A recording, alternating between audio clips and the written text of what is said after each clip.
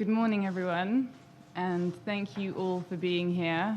I know from your presence that you are committed to our topic today, media freedom, because you were required to be here at such an ungodly hour. My apologies for that.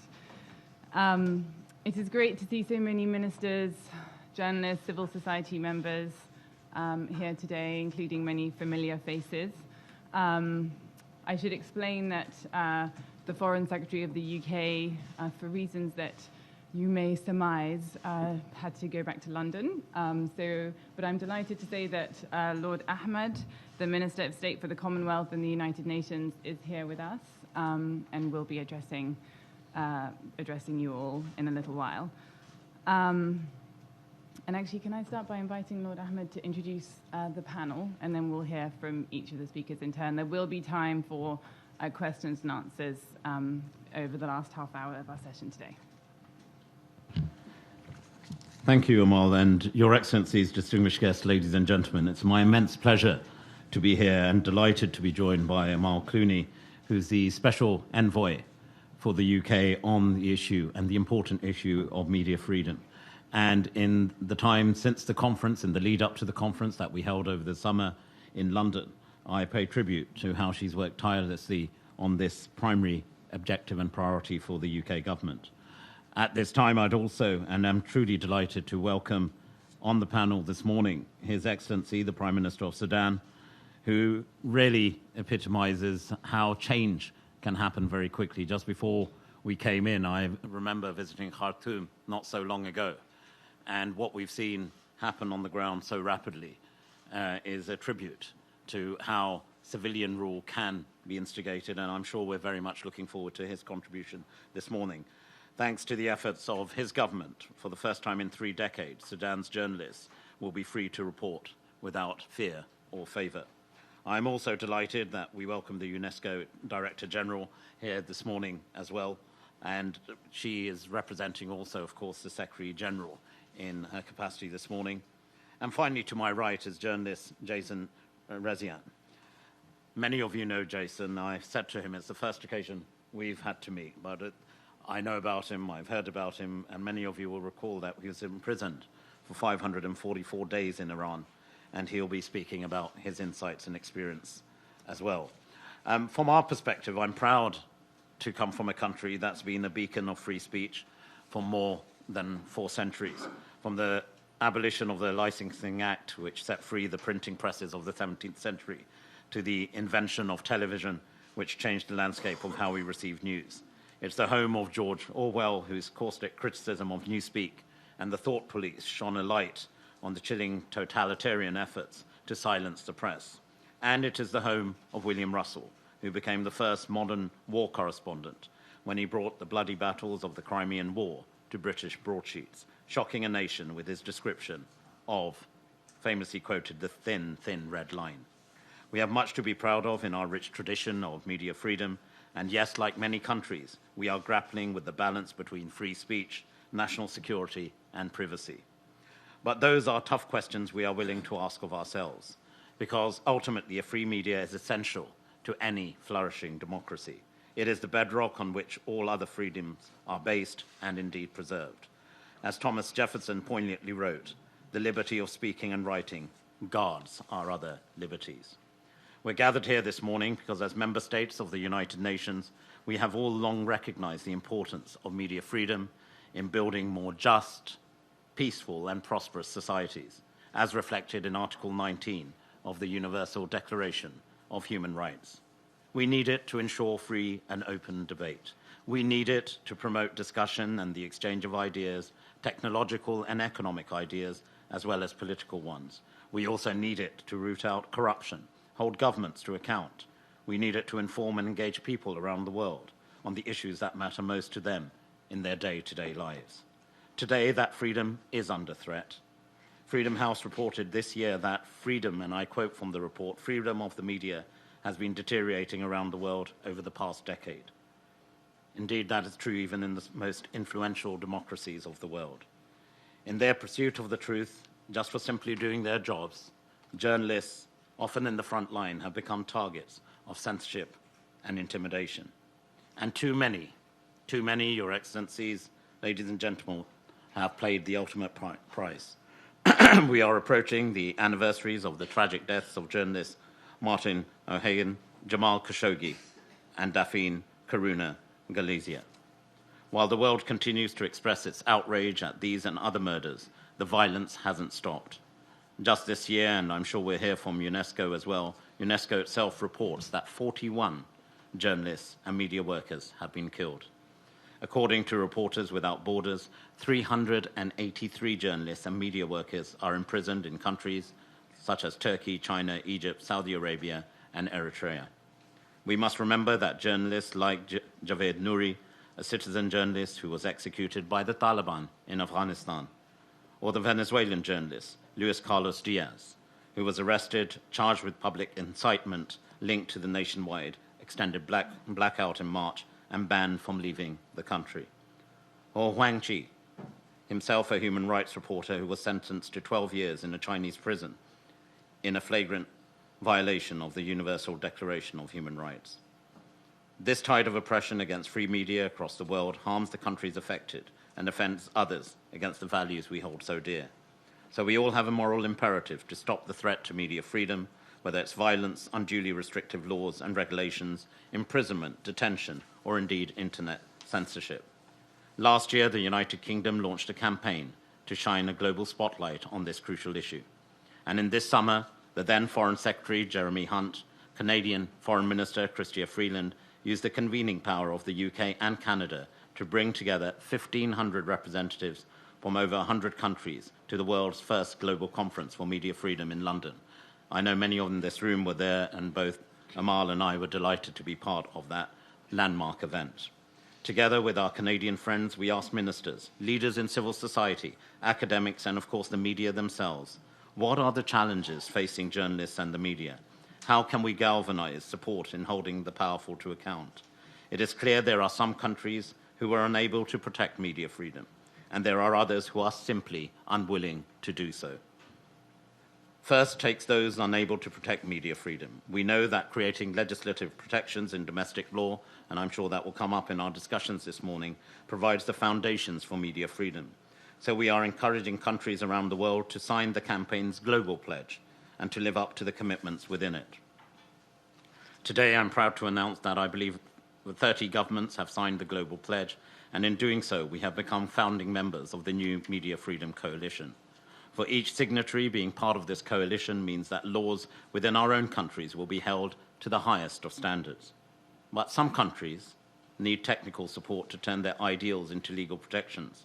So we are delighted to support the independent high-level panel of legal experts, which has been convened by Amal, to advise countries on how to strengthen their legal protection of journalists, whether it's advising governments on new international commitments or indeed assisting with repeal of outdated or restrictive legislation. All members must also ensure that their country frameworks are up to task. And of course, the United Kingdom is no exception. So we are taking steps to establish a national committee on the safety of journalists, tasked with developing a national action plan to ensure that those who threaten journalists are held to account.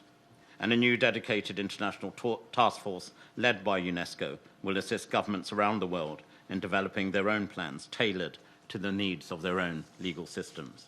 Next, we must protect journalists and help them avail themselves of these legal resources. With that in mind, the second prong of our approach is helping journalists enforce those legal protections. The Global Media Defense Fund, administered by UNESCO, will support, train, and indeed provide legal support and advocacy for journalists in the most dangerous scenarios, whether it's covering the Taliban on the battlefields of Afghanistan or cartel violence in Mexico. The UK government has already pledged £3 million worth of support for this new fund, and I strongly encourage those gathered here today to consider making a commitment and contribution too.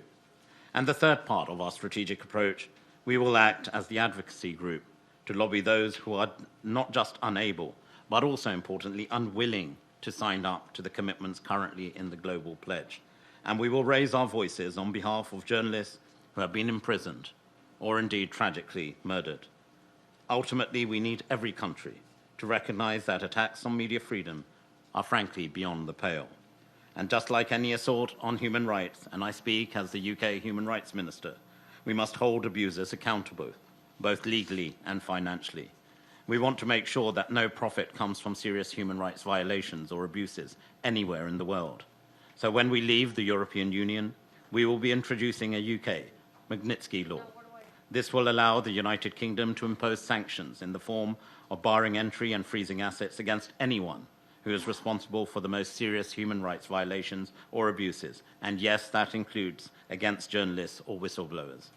And we won't give up the fight for justice on behalf of those who have been suffered or been killed. More than 2 years have passed since the death of the young freelance journalist Christopher Allen in South Sudan. But sadly, no investigation has taken place into this murder. We are redoubling our efforts to ensure justice for Christopher and for his family. Many remain in prison, such as Eric Kabendera in Tanzania. Others, such as Maria Reza from the Philippines, here with us today, live under the threat of prosecution. In every case, Your Excellencies, ladies and gentlemen, in every case, and on behalf of every journalist and indeed every family, we will continue to press for justice and accountability to keep the flame of media freedom burning in some of the darkest corners of the world, where the work of reporters is so very, very important. In concluding, I am touched by, and I'm sure many of us recount, in a speech before she was killed, of the renowned Sunday Times war correspondent, Marie Colvin, once described her work as sending home that first rough draft of history. She died doing just that. But with each abuse of power against media, those drafts of history and the reporters who bear witness to them risk being lost. Our mission, simply put, is to secure those basic freedoms for the media around the world. But I fully accept it is not an easy task. It won't be accomplished by the will of the few. It will take the absolute commitment and resolve of the many. We hope we can count on your support, because those who ultimately put their lives on the line every day in pursuit of the truth deserve no less. Thank you.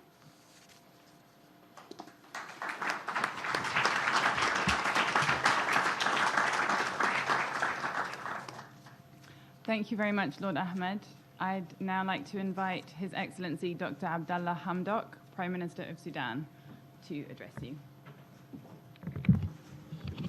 Thank you very much, Chair, and good morning, everybody. Distinguished panel members, distinguished delegates, participants, media representatives here present. It is indeed an honor and a great pleasure to be with you this morning and to address you on this important topic on media freedom.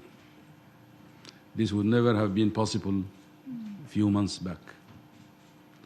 Thanks to the Sudanese people who made this possible, but thanks also to our friends all over the world who stood with us. Starting, I would like to appreciate and commend the role of the UK and Canada for initiating the global campaign to champion media freedom. I would never have thought of a better place or forum in introducing the new Sudan than this. The struggle of the Sudanese people is essentially struggle for democracy and freedom. It has been a peaceful revolution that lasted for over 3-4 months, and every time we thought it's dying down, it surprised us with its resolve, determination, and resilience until we got rid of the dictatorship. Our revolution slogan is freedom, peace, and justice, and we strive to exactly implement that. We came from very far.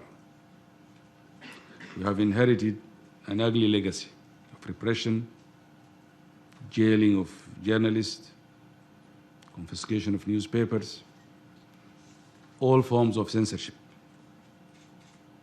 Most of the papers, if not all of them, are owned by the state with its repressive nature. That is also true to visual or other forms of media. Extremely repressive environment. And you can imagine how journalists will live under that. We share Lord Ahmed's understanding of the role of the press in the freedom. Free press is a pillar in promoting democracy, good governance, and human rights. These are very real commodities in my country over the last 30 years. Free press help promoting a culture of tolerance, dialogue, establishing solid foundations of mediating differences through dialogue, rather than resorting to other means of repression. But most importantly, promote a culture of peace. It is something that we in Sudan, in the transitional government, we have it as our #1 priority. Have wars in all corners of our countries. Wars in Darfur, for those who know the country, in South Kordofan, the Blue Nile, the East. So a free media and press can contribute a lot in promoting that culture. Free media promote transparency, accountability, but also help us root out corruption and all malpractices by making information available to the public and create an environment where the populace are the guardian of everything we do in the country, put government under check, and truly represent the force power in a democratic dispensation. And we look forward to creating exactly that. Historically, we used to have this. We lost it for 30 years, but I think it's coming back. We know it's not easy, it's challenging. Of course, even in established democracies, there are challenges of media freedom. But we are determined to move in this direction, and with the support of friends and partners, we will be able to do that. We are putting in place very ambitious plans to support media freedom. We have the honor to announce to you that we have signed the Global Pledge for Media Freedom, and we look forward to be an active member of this campaign. We take it very serious, and I'm glad to hear today that we will be one of the founding members of this campaign. Of course, you cannot imagine how excited we are by being part of this club, something that I've never dreamed of maybe just few months back. So thank you very much for this. We are working on repealing all the repressive laws and on press freedom. We are putting a lot of legislations, changing leadership of our TV channels, of broadcasting stations and all that, and creating a true environment where media can flourish and play its rightful role in helping building the nation and bringing us from the ashes. We are also reforming our institutions to accompany this change. You can imagine what a repressive police force, an independent and a totally dependent judicial system could create. We are working on that, and we are serious about having a judiciary system that is totally independent of any interference from politics, from executive, from all that. Historically, we had that, and we are going to restore it. It's a long journey, but I think we are putting our foot in the right direction. Police force has always been a force that is accustomed and used to jailing, of detaining, of crushing demonstrations and all that. In a new Sudan, we will not allow this. People are free to demonstrate in an orderly fashion, of course, and all that, but this will be the new environment. And finally, I can assure you, never again in the new Sudan, journalists will be repressed or oppressed or jailed. I can assure you of that.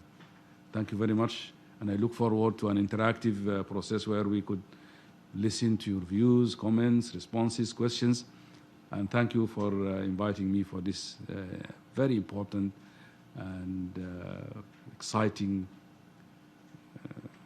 side event. Thank you.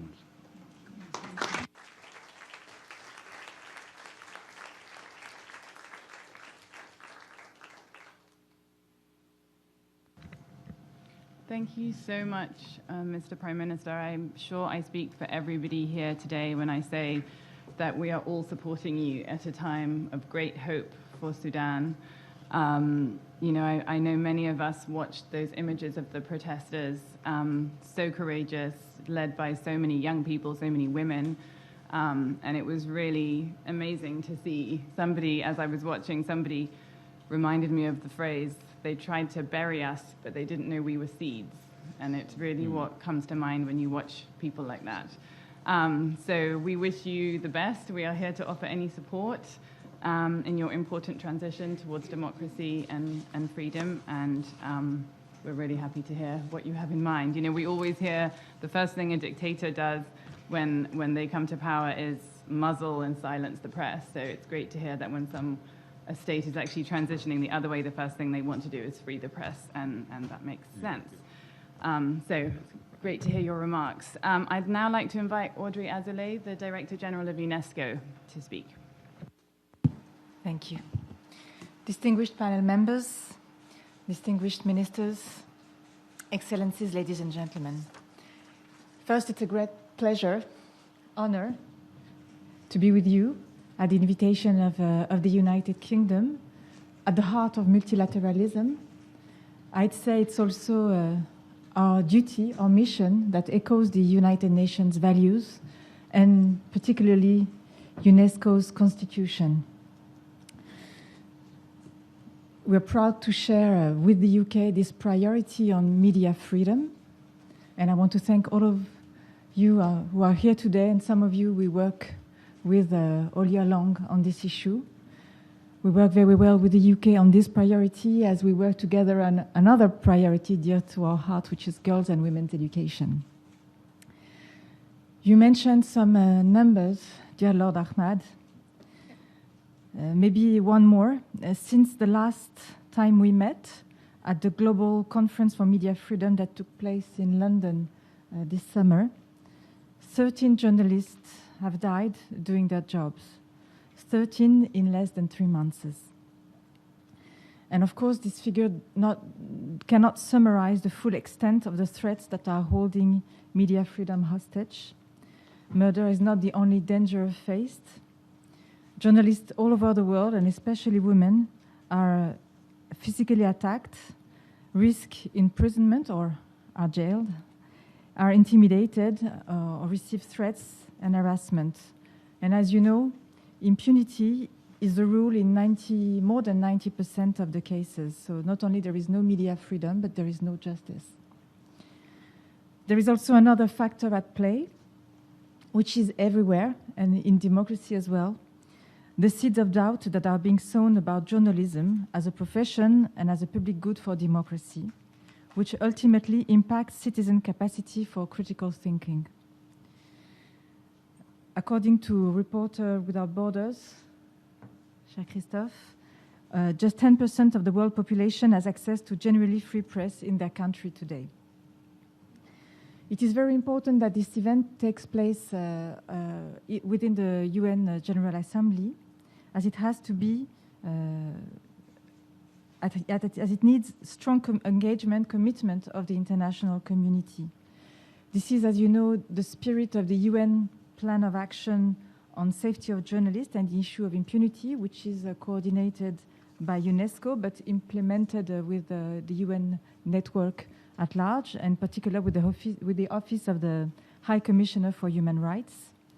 And we contribute with you at UNESCO to this UN plan by first monitoring and issuing warning on the situation of journalists worldwide, including through yearly World Campaign and reports.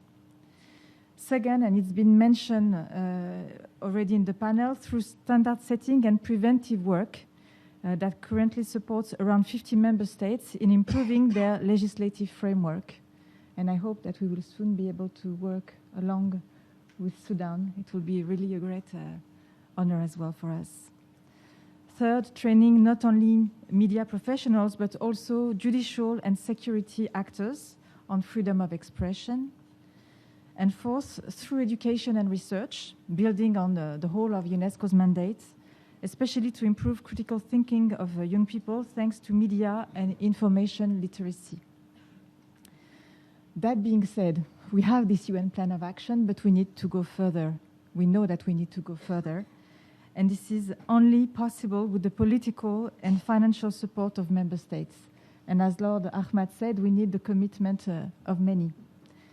I wish to thank the UK and Canada for triggering with its fund the creation of a new instrument, which has been announced in July, the Global Media Defense Fund, which we will administer, and that aims to strengthen legal assistance for journalists in danger, thanks to a high-level independent legal panel. And I would like to give special recognition to Amal Clooney for her commitment and to the other members of the high legal panel that may be in the room today, I think, yes. The fund will also strengthen support to journalism through financial and normative actions. And more broadly, it will reinforce the existing mechanisms that have been supported by other member states, some of which are represented here today, and I want to thank them.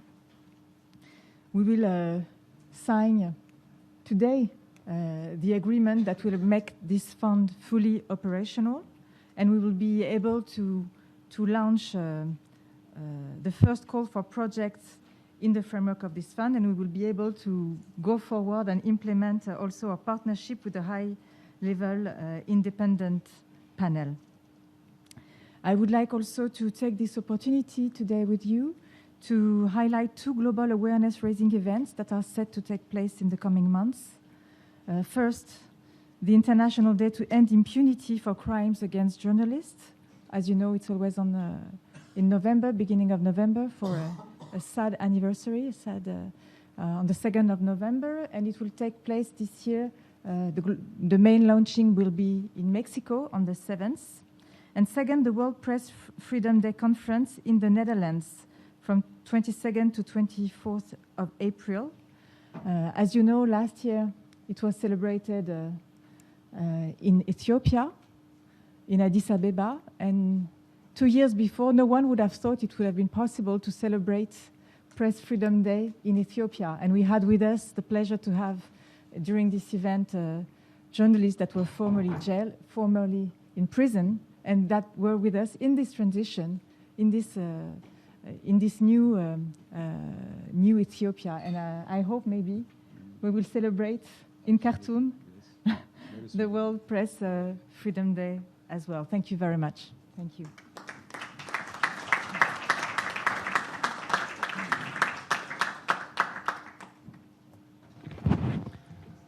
Thank you very much, Audrey. I'd now like to invite Jason to speak, and it's about time. We're here because of people like you. I think it's really important. I was with Jason yesterday. I've heard him speak about his story, and every time it's just incredibly moving. So I think it's important for us to hear what led to you being imprisoned for 544 days. Tell us about that, but also tell us what needs to change so that we can try to make sure that what happened to you doesn't keep happening to so many others. Thank you so much. I want to first express my deep appreciation to the governments of the United Kingdom and Canada for putting these initiatives forward.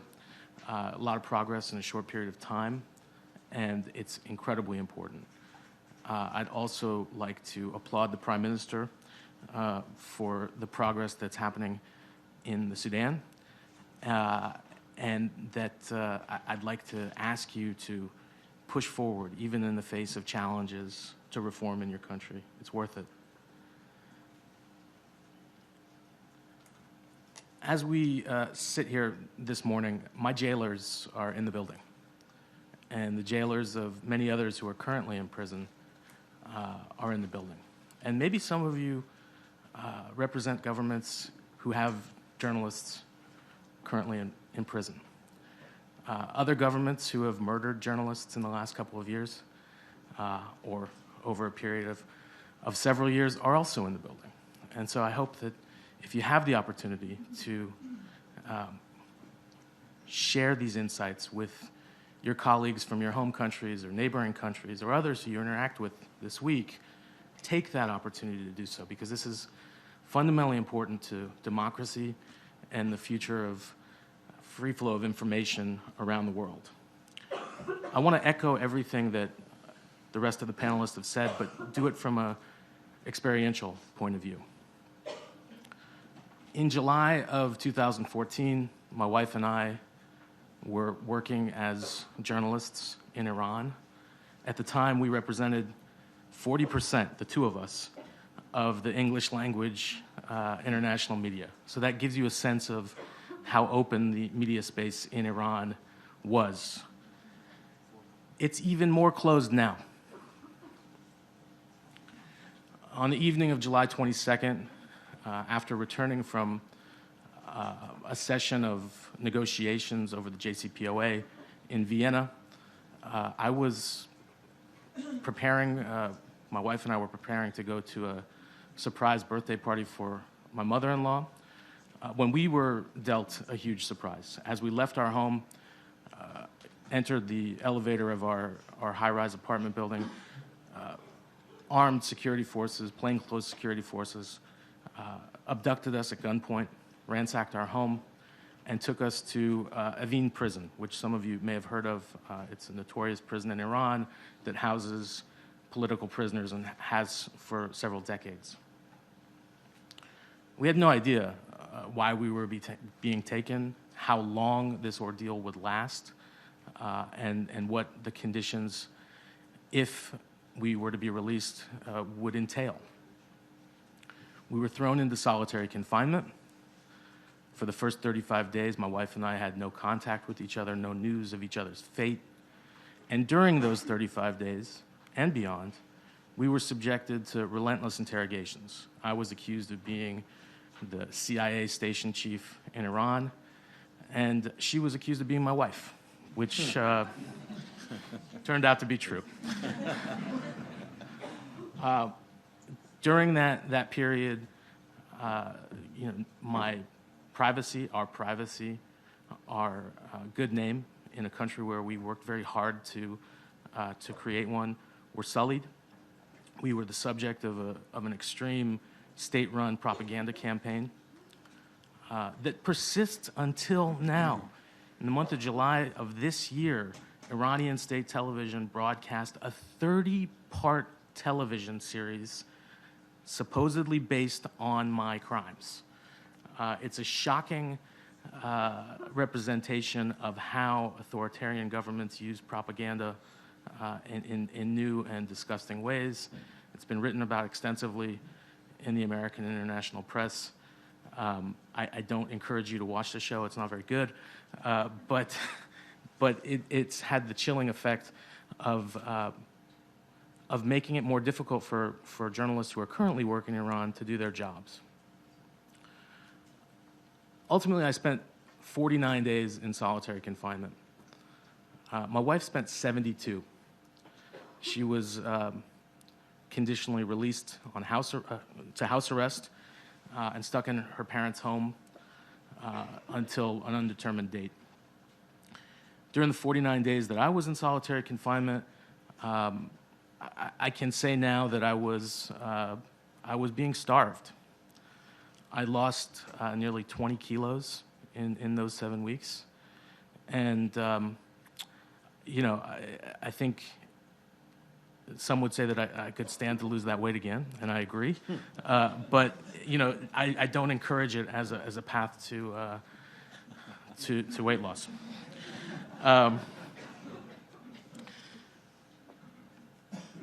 I was ultimately put on trial in what is called Iran's Revolutionary Court.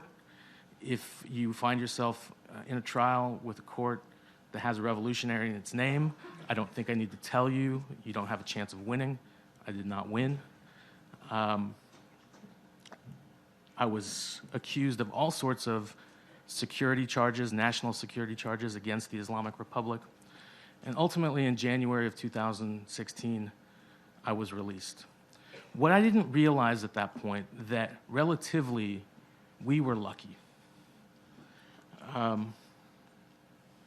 In the last couple of years since my release, we've seen, as was mentioned earlier, a rise in the murder of journalists around the world, but most shockingly and disturbingly and worryingly for all of us should be the number of journalists murdered in democracies.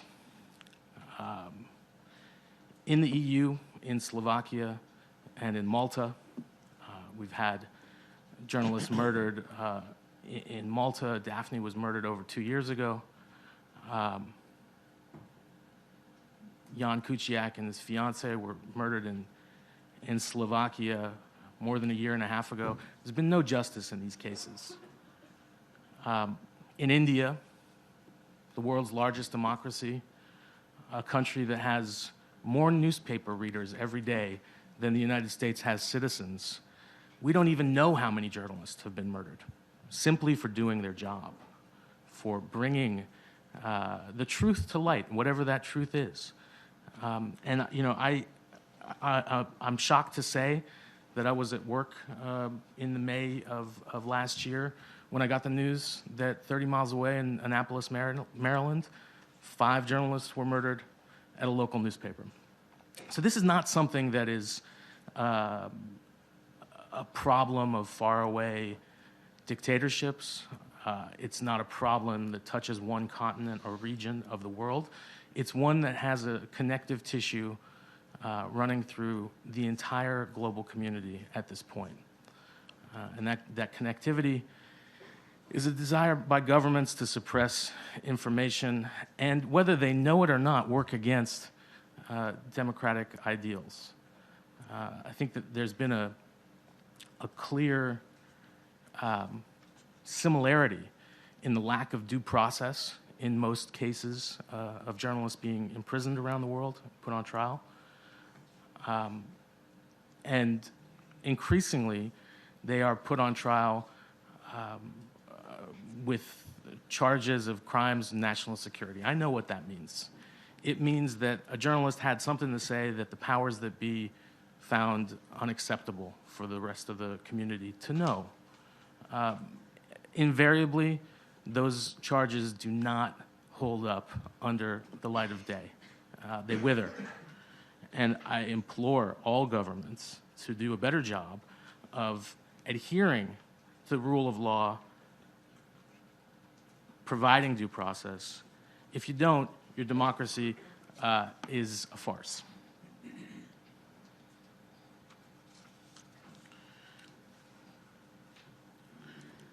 Since coming back to work in early 2018 at the Washington Post, I was a reporter whose beat had been a very specific one. I covered Iran for the paper of record of the US Capitol. It doesn't look like I'm going back to Iran anytime soon. But while I continue to write about it, there are other issues that occupy my mind and my concern. And increasingly, it has been to report on these violations of press freedoms around the world. And frankly, a lot of countries don't necessarily believe in the idea of free expression.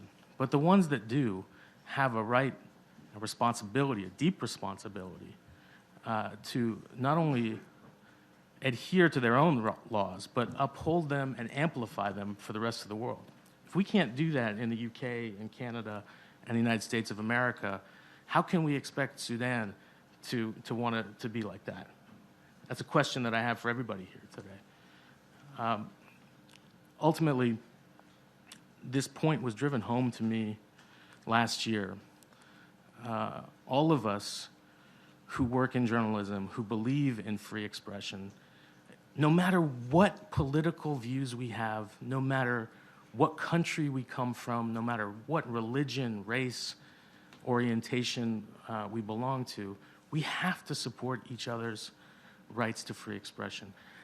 I never understood that more clearly than in a conversation I had with my late colleague and almost friend, Jamal Khashoggi. We were just getting to know each other. We wrote for the same section of the Washington Post. The global opinion section is not a large group of people, And Jamal and I had the opportunity to sit down and discuss life and experience for him in Saudi Arabia, for me in Iran. And it was very different. And his take on Iran was very critical. My take on Saudi Arabia, I don't mind telling you, is a very critical one. But we found common ground in the notion that people around the world, for us particularly in the Middle East, the right to free flow of information and expression is really the key to a better future. And I hope, if anything, that's what you remember today in your conversations with colleagues. Thank you very much.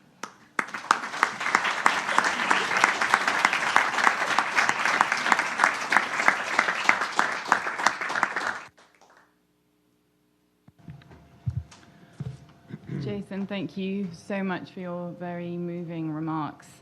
I think you were obviously incredibly courageous to get through this, but also, and you said, as you said, you were one of the luckier ones, but you haven't just walked away thinking, well, phew, I'm now okay. You've actually spent a tremendous amount of time and energy on the cause of press freedom since you've been released, and I know you've made it a focus of your reporting as well. I know your wife has now become a full-time member of the Committee for the Protection of Journalists, so I think that's a great service to your fellow journalists. I've seen it with others as well. I represented a journalist who was detained in Egypt, and he was ultimately released. And then when I later came to represent two Reuters journalists who were detained in Myanmar, at one stage when they were still in prison, there was a protest outside the Myanmar embassy in London. And as I looked into the crowd, I could see the loudest person was Mohammed Fahmy, my former client, who'd been imprisoned in Egypt. So I think, thank you for all of the work that you're doing and others similarly situated are doing to move this cause forward. I'm going to make some brief remarks and then we'll move to the question and answer segment. As you've heard from the other panel members already today, abuses of media freedom around the world are stifling speech and shredding the very fabric of democracies. No state is perfect and no region is untouched. But if democracy, as we know it, is to stand a chance of survival, we need leaders who believe in liberal values to step up. Many of you may have read the op-ed published earlier this week by the publisher of the New York Times.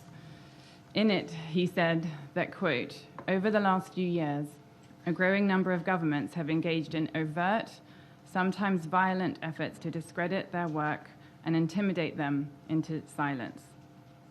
This is a worldwide assault on journalists, an assault on the public's right to know, on core democratic values, and on the concept of truth itself." A parliamentary committee in the United Kingdom foreshadowed this grim conclusion in a report issued earlier this month, which concluded that, quote, "An unfree media is spreading from countries that are leading by bad example." It is time to turn things around. In my legal practice, I have defended journalists in many different jurisdictions, and my foundation has a program, Trial Watch, that monitors their trials worldwide. It is clear to me that although more than 170 states have signed up to the international treaty in which they promise to protect free expression, the international system that is supposed to enforce this promise is broken. We know this because record numbers of journalists are being abused across the world through vilification, threats, surveillance, imprisonment, even murder. And because all too often the abusers are governments themselves. But what exactly are the international rules in this area, and how can we give their enforcement some teeth? This is the question that the high-level panel of legal experts established as part of the campaign launched by the UK and Canada will be dealing with over the coming year. Since the panel, which is chaired by former UK Supreme Court President Lord Neuberger, was convened 2 months ago, we have teamed up with leading academic institutions from around the world to produce model laws. In other words, advice to states on the free speech guarantees that must be respected under international law. Our research targets laws being used every day to punish journalists for their work, laws like criminal libel, vague or overbroad hate speech laws, so-called fake news laws, and laws that muzzle the media by imposing arbitrary conditions on ownership, accreditation, and funding. As we heard, this is the case in Sudan, among many other places. Such laws are part of a rising drumbeat of legal assault on journalists, and they are particularly open to abuse when senior officials vilify the media, creating a toxic environment in which individual journalists are incredibly vulnerable to attack. Let me provide an example of a case that illustrates this all too well. The case of my client, Maria Ressa. Some of you will know her, and she's sitting there. When you see her, you'll see that she's a Filipino journalist who stands at 5'2", but she stands taller than so many of us in her courage and personal sacrifice to the cause of telling the truth. Maria was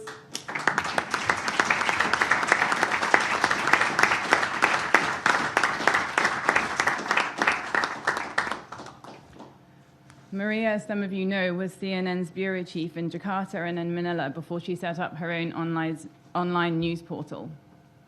And, like any journalist worth their salt in the Philippines, she has criticized the practices of the ruling regime in her countries and the murderous campaigns and subversions of the democratic order that are taking place there. The authorities have responded to this single reporter with the full weight of the state.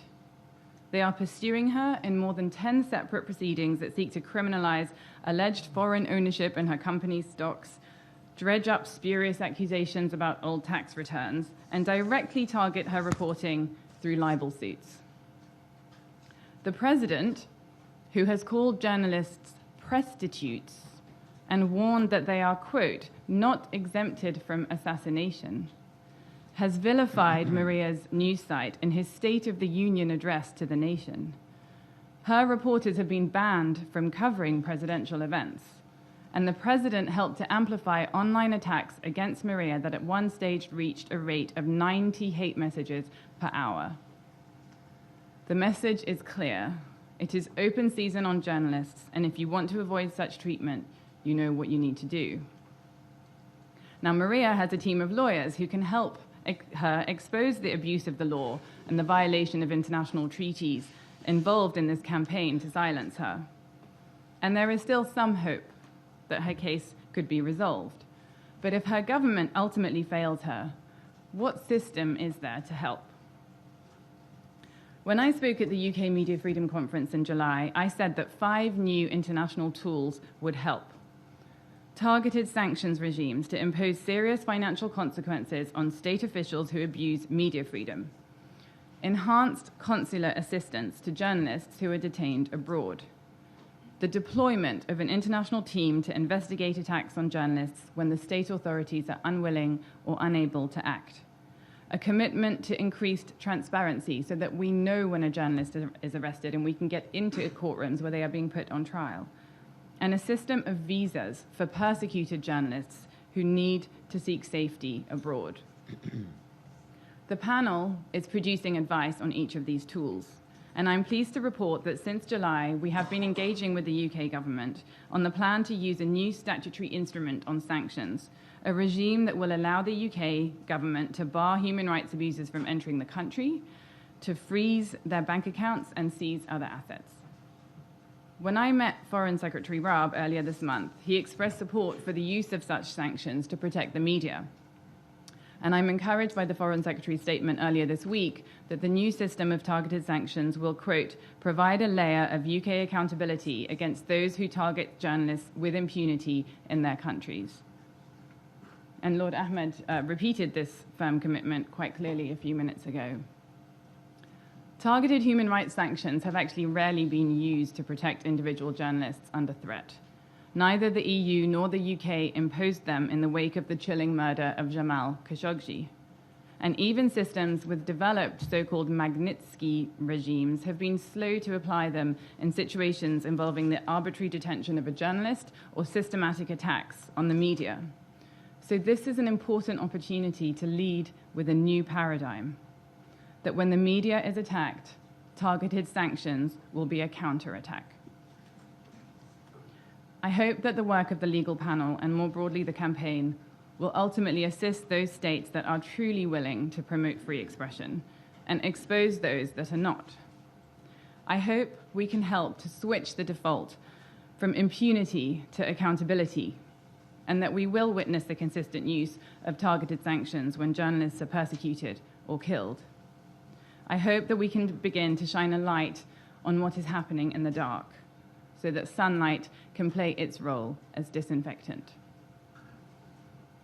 When Maria was arrested at her office in Manila, the police officer who handcuffed her whispered into the ear of one of her colleagues, "Be silent, or you're next."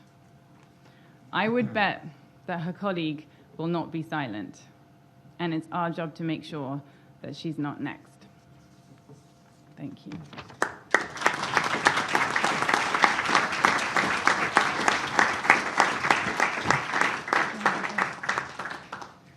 Thank you. We are going to move to the question and answer segment. I think we have just about half an hour to go, so we're on time. I believe the Prime Minister of Sudan may need to leave a few minutes early, so I'm going to ask for a couple of questions that are directed specifically to the Prime Minister first, and then we'll move to questions directed to the panel as a whole. And can I ask that you introduce yourselves when I call on you, in case we don't know who you are, and say your affiliation as well, please. Yes. Hello, I'm Mark Nelson from the Center for International Media Systems at the National Endowment for Democracy. I'm sorry, I'm not sure the mic is on just yet. Is that it? Yeah. Okay, good. Perfect. My name is Mark Nelson. I'm the director of the Center for International Media Systems at the National Endowment for Democracy in Washington. I have a question for the Prime Minister. Do you feel like you're getting the kind of support you need for the legal reforms and changes that your country needs to make? One of the things that we noticed in looking at the support for media development across the world is that international donors who put together $147 billion a year for development only give about 0.3% of that for media development. So out of that $147 billion, there's only about $500 million going to the changes that countries like yours need to make. Do you think we're doing enough, and do you think we can get more of the funding that goes to development to be dedicated to media issues and to media reforms that are needed in countries like yours? Thank you. Do you want to go ahead and answer? Are there any other, can we collect any other questions specifically directed to the Prime Minister and then give him a chance to respond? Yes. Hello, sorry. My name is Jamie Angus. I'm the director of the BBC World Service Group. And I just welcomed what the Prime Minister said about reinforcing broadcasting rights in Sudan. And Sudan have entered into dialogue about restoring the BBC World Service's FM broadcasts in the country, which have been missing for a number of years. And I just wanted to welcome that and ask the Prime Minister to confirm his commitment to continuing to expand the rights of trusted international broadcasters, including the BBC, to operate in Sudan, not least for the benefit of the Sudanese population, but also because it makes his country a beacon for so many other countries in the region, and that we would continue to support that. Thank you. Prime Minister, could I ask you to respond, please? Thank you very much. And let me first apologize I won't be able to be with you for the entire period. You know, this General Assembly is full of bilaterals, commitments, and meetings and all that. On the first question from Mark on the support for legal reform and particularly for the media part of it, you are absolutely right. There's very little resources going into supporting journalists and media freedom and all that. And I think if we are to get that media which is free and equipped and all that, we need to change this mentality and focus. Normally, aid assistance goes to formal structures, maybe the judiciary, others, which is very important, but to the complete neglect of the media, which is left to its own And the paradox is, in the current climate of cyber space, the electronic media and all that, journalism as we've known it is really under attack and seriously underfunded, under-resourced and all this. So I'm sure we need to work on this. And that can only happen through building an alliance.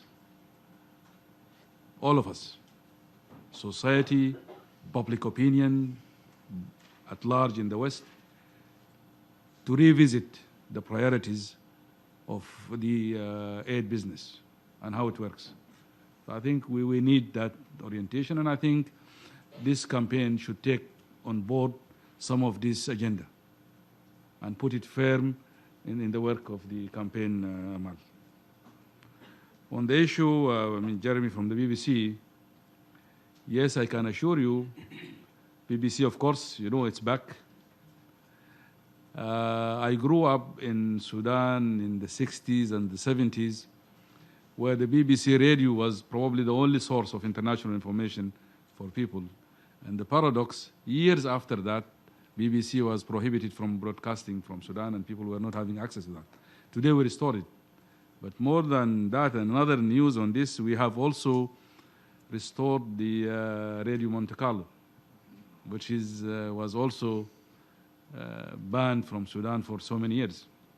So we are very determined to create an environment that is open and allow journalists unfettered access to information, but also to reporting anywhere. This is actually, we are not giving them any kind of privilege. It is good for our people. Free society, free people can only be productive, can be useful in their own life, but also for society. So I'm doing it precisely because of that. Even another one, I'm sure you know that Al Jazeera was banned for a short period. They are back now.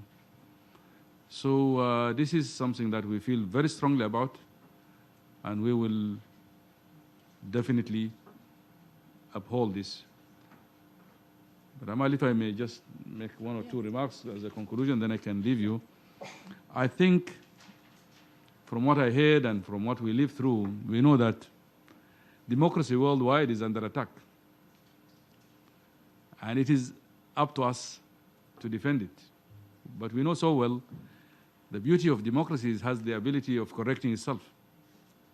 With whatever challenges, and maybe it can get messy, and I'm not seeing that Sudan will suddenly, because of this change, will rise and become a full-fledged democracy the following day.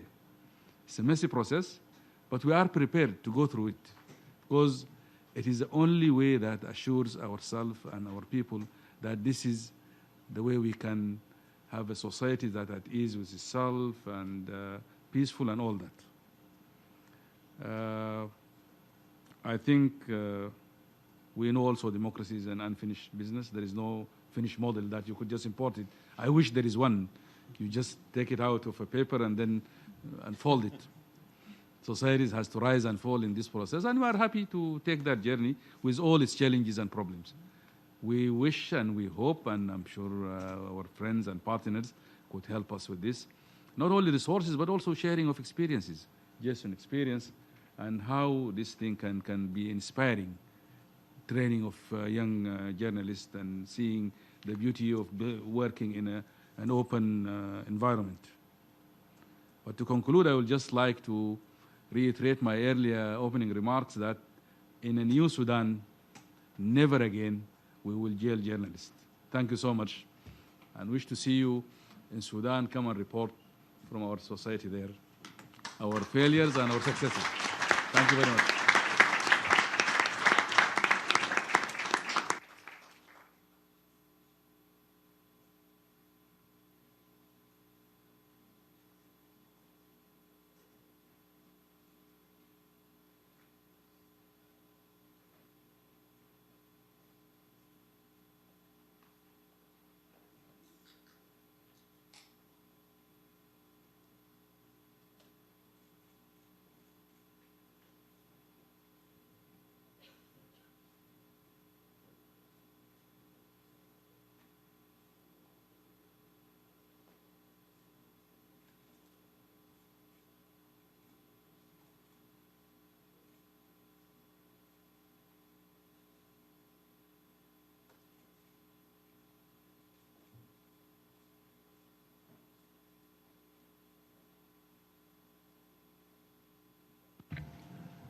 Sorry, I understand the Ghanaian Minister of Information is here and would like to say something before he has to go. Is that right?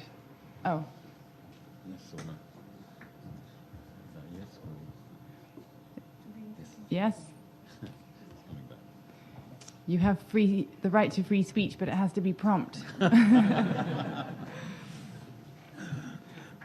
Minister, you have the floor. Can I get some help with this mic? It's working now. Thank you. First, once again, we would like to congratulate the global community under the auspices of the UK and Canada that has put this platform together. For Ghana, essentially, we just want to give an update on what we've been doing so far since we met in summer. It goes without saying that Ghana's position as a rising star on the African continent is very well supported by the fact that we have a very robust, free media environment that operates in Ghana. We have done three major things in furtherance of that and also in support of this exercise that we undertook since summer. The first is to move into full implementation of our right to information law that we have now passed and the President has assented to in Ghana. Ghana's constitution under Article 21(1)(f) guarantees right to information, but we've never had legislation that actually spells out timelines and how to access that. And in the last set of months, Ghana has passed a Right to Information Act that now spells out clearly how anybody can access information from public offices in Ghana. That legislation had been on the table for about 20 years, and we're excited that we have passed it, and my ministry is responsible for implementing it in full.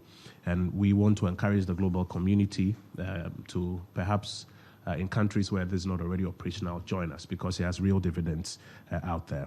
The second is that Ghana has also completed our national action plan for the promotion of the safety of journalists. And the beautiful thing about that is that we did it together with all stakeholders, including journalists, security agencies, stakeholders, and of course the UK and Canadian governments' representatives that were in Ghana. And it's a plan that is owned by all stakeholders because literally everybody was around the table to put it together. And we expect to commence full implementation of that from November as we commemorate that day. In addition to that, and it is one of the things that we spoke about in the UK, that we need to also invest heavily in building the capacity of journalists and not always just wait for journalists to get into trouble before we want to come to their rescue. There must be a continuous exercise to invest in the building of the capacity of journalists. And so again, working with stakeholders in Ghana, we have completed work on what we call the Media Capacity Enhancement Program, where media owners, media practitioners, media actors have been around the table to spell out for themselves what they think the gaps are in the practice and the opportunities are. And what we are doing as an administration is to support by encouraging private sector to fund those capacity enhancement avenues so that, yes, while we defend media freedom, we also invest in enhancing capacity for the excellence in that space. And so for us in Ghana, we think that these are things we can share with a global platform and encourage other countries that are around the table to also follow suit. Thank you very much. Thank you very much. Yes, can I ask you and then Joel Simon from CPJ, please? Can I apologize in advance? The perils of selecting a chair who is not a member of the government may mean that I don't follow all the rules of protocol in terms of the order, because I'm not sure who everyone is, but I hope we'll manage to get everyone's questions in. Yes.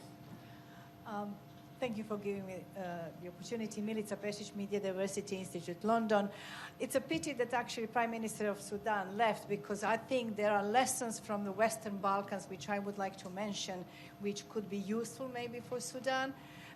There was a big event with the same topic in Podgorica in Montenegro a week ago, and we can see 25 years after the war, the problems with the media freedom are still the same.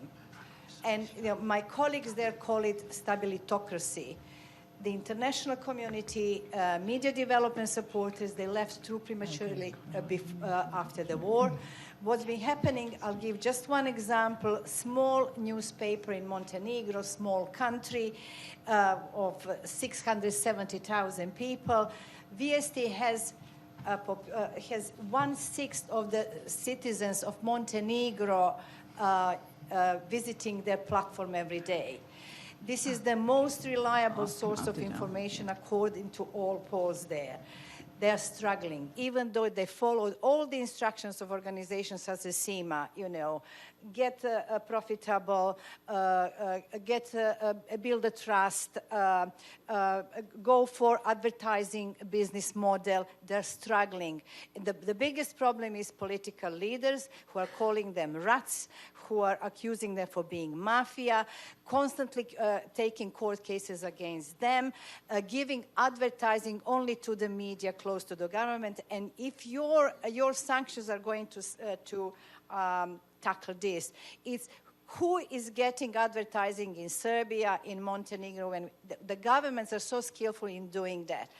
Taking court cases against independent media constantly. It costs money and time, this media, such as Little VST.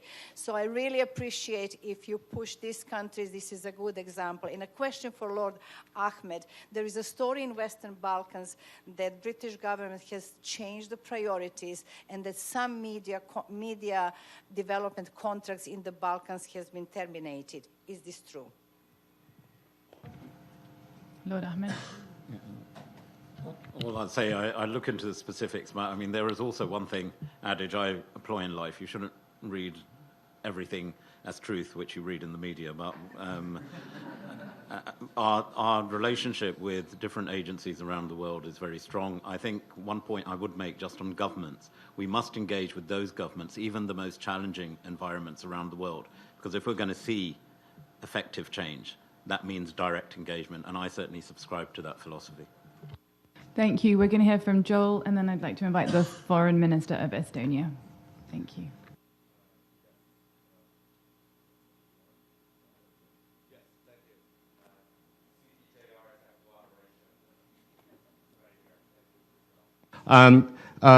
This is a question, actually, and it's a follow-up question for Lord Ahmed. It's wonderful to see the UK and Canada take leadership with this initiative. It was inspiring to hear the words of the Prime Minister of Sudan. But I wanted to follow up on something that Jason said, which is that many press freedom violators, governments around the world that imprison journalists, governments around the world that are indifferent to violence and to murder committed against journalists are present during the General Assembly. And I wanted to know, as important as plans of action are important, declarations and principles are important, but I would like to know specifically what meetings the UK delegation has had or what concerns specifically the UK delegation has raised with countries that are violating press freedom, and to the extent that you could share with us what responses you have received.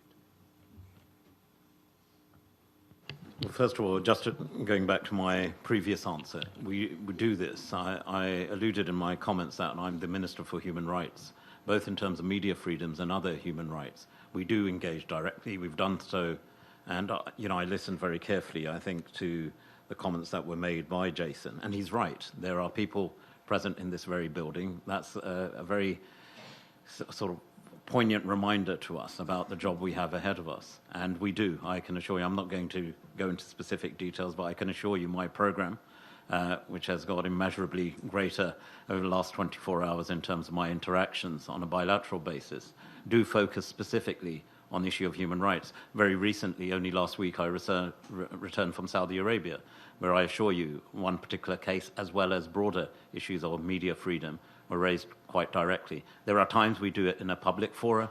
There are other times we do it bilaterally. And I, for one, 2.5 years into this role, believe it does deliver, and we've seen the results of our effective advocacy and diplomacy in producing direct results. The other thing I'd allude to in terms of those who are perpetrators of these crimes, Amal's alluded to it, and I think one of the directions we've taken, and Dominic Raab has been very clear on this, that we're already initiating now procedures, including the sanctions regime, which will specifically target individuals from entering the United Kingdom because of human rights violations, including those who persecute journalists in their respective countries. And that is evolving, and we look forward to taking that legislation through at the earliest stage we can. Yes, the Foreign Minister of Estonia. Thank you, Deputy Foreign Minister this time. The Foreign Minister was here earlier. He had to leave apologies. a little bit earlier. At least I promoted and not doing Yeah, thank you very much for promoting me. Well, many thanks for the UK government, and also for hosting this meeting, and for Canada also as co-initiator of the coalition, and you, Ms. Amal Clooney, for your leadership in this field. We are glad in Estonia and honored to join the coalition, and we fully support the global pledge on media freedom. We also appreciate the multi-stakeholder format of this event. We are appalled by the persistently high number of killings of journalists around the world. We feel strongly that the struggle against impunity for the killers is essential to preserve the right to freedom of expression. We support the UN work being done by UNESCO, Human Rights Council, and General Assembly, as well as the Security Council. Estonia ranks 11th in the World Press Freedom Index and shares the first place on internet freedom with Iceland. We would like to offer our knowledge and best practices to the coalition and contribute fully to the work. For a number of years, we have stressed the importance of internet freedom. We remain committed to freedom online. And my question is, I would be particularly interested in your perspective on the possible areas of the coalition members on freedom of the media online. Thank you. I know we have a number of people who have questions. I'm going to do a round of questions and then get some answers because we're running out of time, unfortunately. So we have Keelan Gallagher, human rights barrister here, Christophe Deloire, Agnès Calamar, and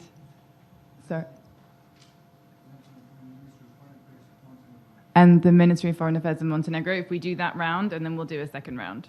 So please go ahead, Keelan, if you'd like to begin.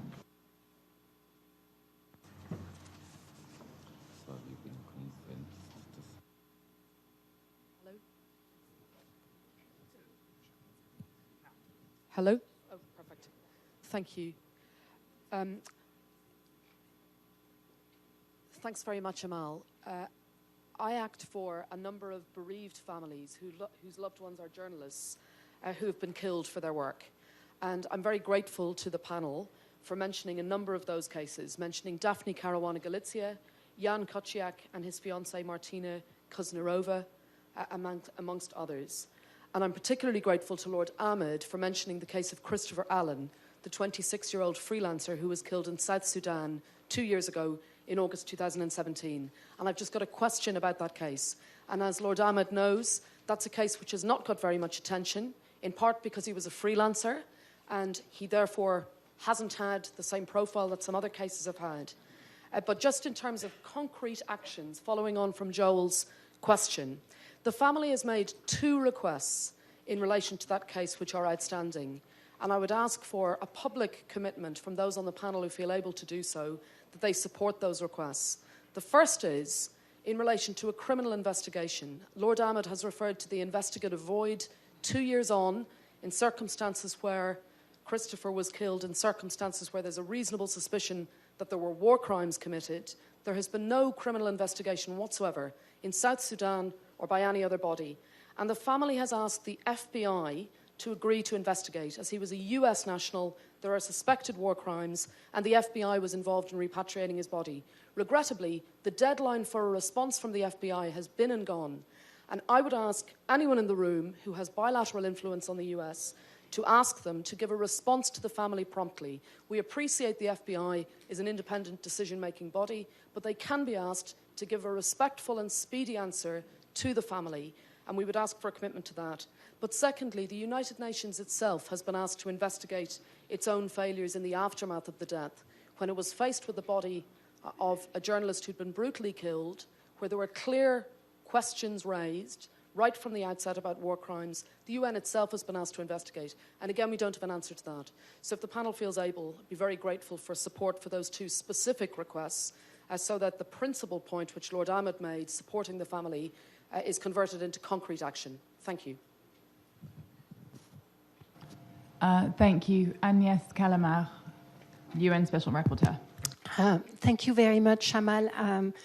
I am the UN Special Rapporteur on extrajudicial executions, and I conducted the investigation into the killing of Jamal Khashoggi. I have two comments/questions to make. The first is actually a follow-up on many of the comments that have been made already about the large accountability deficits that we have identified through various cases. I have certainly discovered as I was conducting my investigation into the killing of Jamal Khashoggi that the United Nations had no meaningful role to play, seemingly, or had failed to act in a meaningful fashion. I recommended in my report that the UN establish a standing instrument for investigation into targeted killings, including into targeted killings of journalists, either in support of actors on the ground, national actors who are willing to undertake investigation, or instead of those national actors when they fail to do so, building on the model of the IIIM for Syria and Myanmar. I have met a lot of resistance to this proposal. I would like to suggest to the panelists that for the UN to be meaningful in the debate that we are discussing, we need to move into the area of accountability and investigation, and that instrument that I am proposing is key to realizing this objective. The second point I would like to make is with regard to speaking up. I think acting up, of course, is super important. I think speaking in that context is very important. I want to follow up, however, on what Joel has said. Immediately after my report, there was a G20 in Osaka, and there was that photo. I think you all know which photo I have in mind. The US president embracing Mohammed bin Salman and the rest of the G20 leaders waving at the camera. Previously, we had several public speech by leaders at the G20 disparaging press freedom. Now, I understand the purpose of those meetings is economic, is diplomatic, is strategic. But when there are leaders that are instrumentalizing those meetings to push these values that are contradicting what most of the people here stand for, and many of the leaders in that G20, I hope, stand for, it is their duty to speak up against that instrumentalization. I am not suggesting that they should stop diplomatic relations. I am just asking them to stand up or simply to walk out whenever there is such a display of a complete violation of the values the United Nations stand for. So I'm hoping that if the G20 moves to Riyadh, Amal will be able to hold a meeting of the G20 members that have all signed on to the charter, and that there will be conversation on press freedom. But I'm also hoping that that meeting will be held elsewhere. Thank you. Thanks, Agnès. Can I, so that we can actually get time for some answers, could I just ask for really brief remarks, and if you could go straight to a question if you have one. I think there was, yes, Christophe, and then the Minister.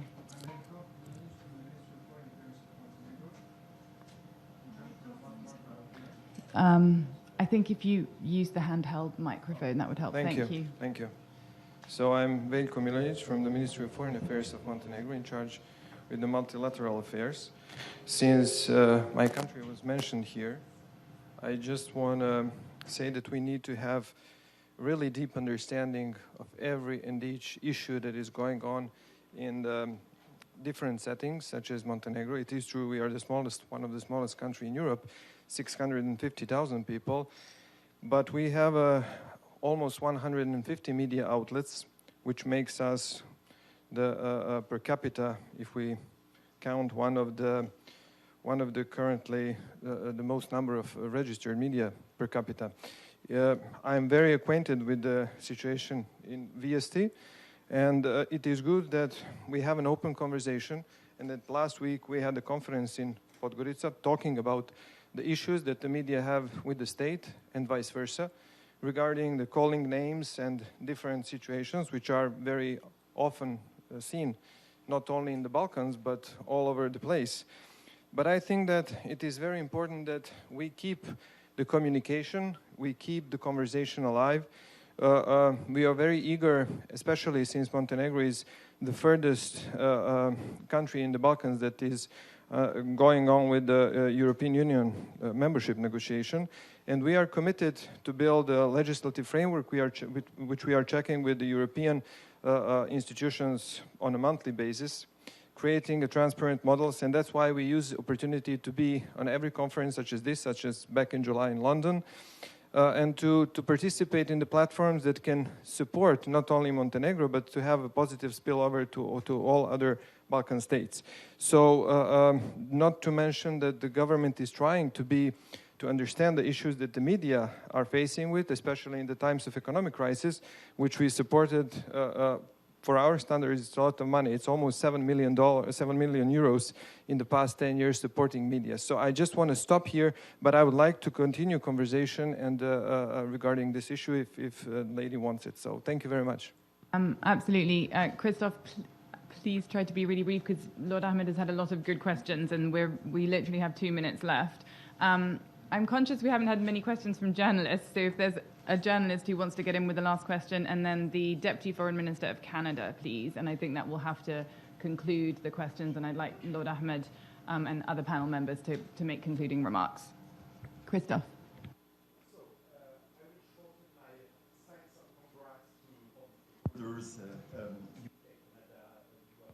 You would no need to shorten that part. Sorry? This is the part I will really shorten. No. And I have 4 points. And this is like recommendations toward the members of the coalition that you've built. The first one is that be part of this coalition is a strong statement. We believe and expect that this will also be a strong commitment, not only a statement, a commitment. That's to say that you will take this occasion to, as Lord Ahmad said, that laws will be held at the highest standard in the countries of the coalition. And so we think that it should have an impact on the ranking of the countries in the World Press Freedom Index, and that this index could be a way to measure the progress by countries that are part of the coalition. The second point is that we are in the UN, and a lot of resolutions were adopted on the protection of journalists by various UN bodies, but there is no concrete implementation mechanism. And we do believe that one of the deliverables of the coalition could be to get such a mechanism to be created, and it should be the creation of a position of special representatives to the UN Secretary General on the protection of journalists, and that work can be done with a group of friends that has been built in New York City about this. Third point, we as an organization decided to directly engage with Saudi Arabia also, because after the killing of Khashoggi, and we want to get the truth, and the work of Agnès Calamar is really important, but there are 30 journalists at least who are arbitrarily detained in this country. And we want, of course, to get a concrete result. And I think that we have to invent new ways to work towards such countries, between countries, members of the coalition, and the civil society, and through direct engagement sometimes, but not only, of course. And that I will not repeat what Agnès said about the G20, but I think that this is key. Can I invite you to just please one more sentence, and we're not going to have time otherwise. We should not forget that journalists play in a field which is also a digitalized field, and that nowadays the guys who create the norms of this field are private interests, heads of platforms, or dictators, and that we have to set up the rules. Otherwise, they will do this, and they currently do this. And this is very complementary with the Initiative on Information and Democracy, which will lead tomorrow to a signature of a partnership. Thank you. Thank you. Sorry. Thank you, Christophe, and sorry to rush everyone. We've got the Deputy Foreign Minister of Canada who we'd like to invite to speak. Into the questions, and then I could just make a few comments, because I don't have a question. Okay, sure, absolutely.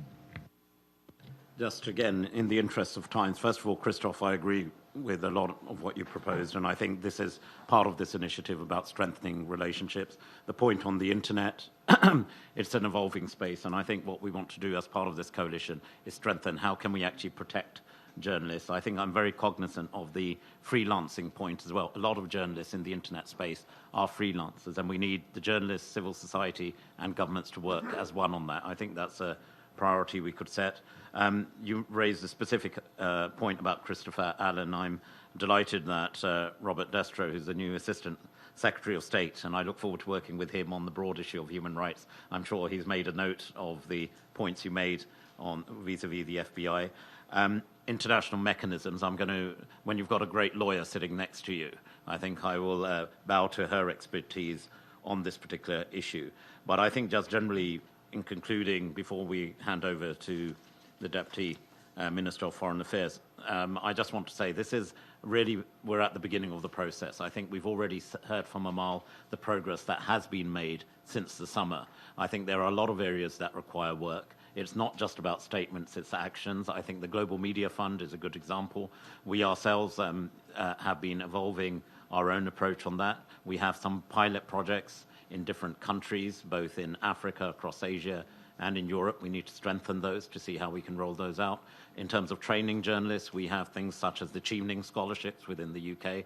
We're announcing programs which are media-focused and orientated, and we need the journalist fraternity to work with governments to see how we can strengthen it. I'm minded by what Jeremy Hunt said when he launched this initiative.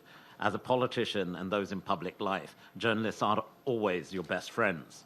However, it's a duty of anyone who serves in a thriving democracy to stand up for their rights. And I think this process is demonstrating exactly that priority.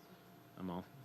Thank you. I mean, I think it falls on me just to comment on the investigation point. And yes, I totally agree. There is a glaring gap in the international system of protection when it comes to simply being able to establish facts in a cross-section of situations that require a proper investigation. I think we all noted your heroic efforts in trying to manage a large-scale investigation with ridiculously few resources, frankly. And so I think, the panel has this very much on their list. It's one of the 5 sort of priority areas in terms of how to improve the enforcement mechanism. We look forward to working with you in developing a concrete plan and then, taking that to governments and seeing if we can get their support. With that, I would like to invite the Deputy Foreign Minister of Canada to make a concluding remark, and then I believe the UK and UNESCO are going to be signing the MOU on the establishment of the Legal Defence Fund. For me, this is, other than the legal panel, which we hope will be able to produce concrete advice that can then be acted on, I think the Legal Defence Fund is another sort of very robust pillar of this campaign where we really hope we'll be able to say in a year's time, thanks to this fund, X number of journalists now have had the ability to access legal advice to get a particular type of protective equipment or training. And so this, to me, represents a positive beginning. Yes, Minister. Thank you very much. First of all, I would like to thank you, Amal and Lord Ahmed and the Media Freedom team for organizing this event, which has been terrific.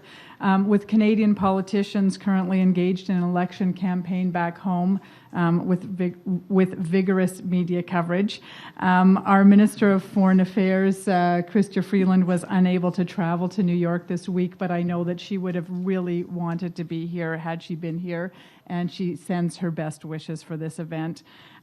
We've been working very closely, as has been noted, with the United Kingdom to propose new initiatives to strengthen media freedom, which included co-hosting the Media Freedom Conference in July, which I was fortunate enough to attend myself. And we were all inspired by the commitment and courage of journalists from around the world, as we were today by Jason's story. It's now incumbent upon those of us in this room to enact positive change. In calling for the creation of a new Media Freedom Coalition, our objective has been to provide a new tool for governments and stakeholders to advocate more effectively for media freedom. And Canada looks forward to working with the UK and others as the Media Freedom Coalition takes shape. And we look forward to the recommendations of the high-level panel. We will continue to remain actively engaged with other member states, international organizations, civil society, media organizations, journalists, and others to build on the outcomes of London and identify ways to continue to enhance this important work. Thank you very much. Thank you very much. Are you doing this out of the way? Okay. I'm going to move out of the way so that this mini signing ceremony can occur. Thank you so much to everyone for your presence and active participation.